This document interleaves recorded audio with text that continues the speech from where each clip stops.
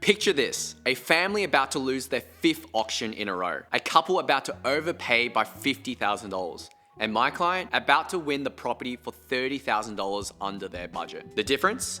A method I've used to win countless Melbourne auctions that most buyers don't know exists. I'm Kevin Nee, a local buyer's agent here in Melbourne, and in the next few minutes, I'm going to show you exactly how I do it. This could save you months of frustration and potentially hundreds of thousands of dollars. The first rule of winning auctions isn't about bidding, it's about information. Most buyers focus on the property, but I focus on the vendor. Before every auction, I ask agents these specific questions. Why are the vendors selling? What's their motivation? Where are they moving to? And most importantly, what are their price expectations? This isn't just small talk. When I discovered a vendor was going through a divorce and needed a quick sale, I saved my client $87,000 by using that information in my bidding strategy. Remember, the person who has the most information usually wins the auction. Rule number 2.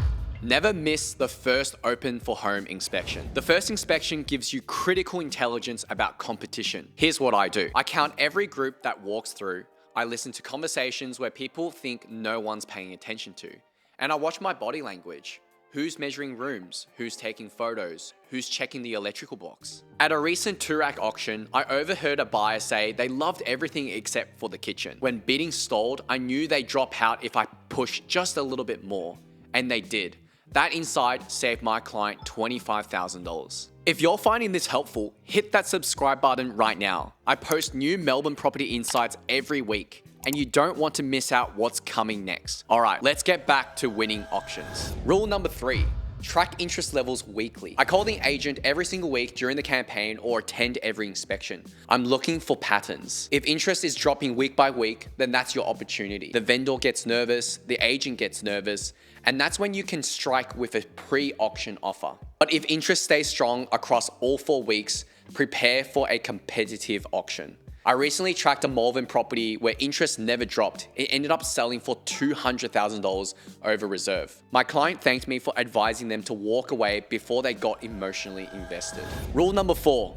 Know when to go pre-auction. This is where most buyers get wrong. If an agent calls you saying the vendor might consider offers prior, that's usually a sign of weak interest. The sweet spot for pre-auction offers is the second half of week 2 or early week 3 of a 4-week campaign. Too early and the vendors are still hopeful. Too late and they'll just wait for auction day. When an agent recently contacted me with this kind of message, I knew the property wouldn't perform at auction. We secured it for $65,000 under the vendor's initial expectations simply by timing our offer perfectly. Rule number 5. Auction day psychology. Auctions aren't just financial, they're psychological as well. Here's my tactical approach. 1. Dress well. It signals financial confidence. 2. Wear sunglasses. It hides your emotional reactions. 3. Stand next to the auctioneer. It gives you visual control of the crowd. 4. If you're setting a budget, set your budget as an odd number. Most buyers set even number budgets. 5. Use strong, confident bids. Don't bid increments of $1,000 as that creates momentum. Bid in larger amounts to disrupt the flow of the auctioneer. 6. Make direct eye contact with competitors. It's not rude, it's a strategy. At a recent Hawthorn auction, I maintained eye contact with my main competitor through 7 bids. On the 8th, they've looked away at first and didn't bid again. We managed to secure our client their dream home just through psychological pressure. Remember, auction bids are unconditional. Do your due diligence beforehand. Get your finance approved, have contracts reviewed by a solicitor, complete your building and pest inspections, and negotiate deposit amounts and settlement terms before auction day. And lastly, never ever share your building inspection with other buyers if the agent asks.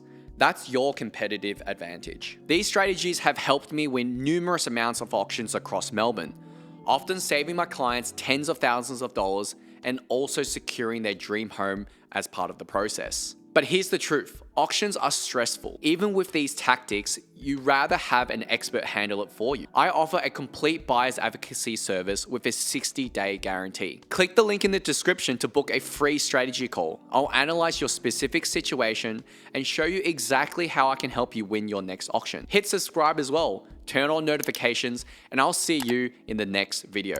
Remember, In Melbourne's property market, knowledge isn't just power, it's also profit.